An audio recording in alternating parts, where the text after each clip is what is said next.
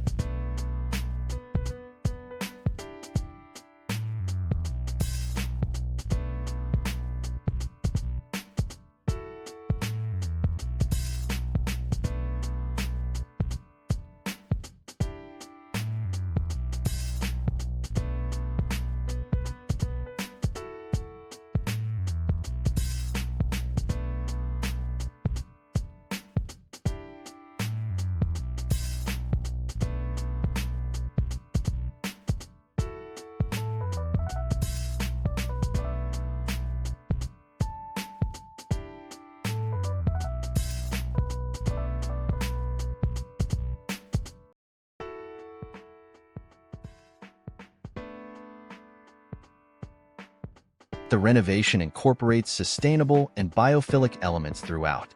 Large north-facing windows flood the interior with natural light, while shade trees and a lush garden in the south-facing front yard help rewild the space between the street and the house. Inside, The views of foliage are intentionally framed or replicated, and the central stair hall is adorned with wallpaper that mimics the greenery outside. Rainwater from the roof is collected in rain barrels painted to match the house and directed to an oculus where it falls into a filtration planter beside the front door, turning a necessary mitigation measure into a striking feature.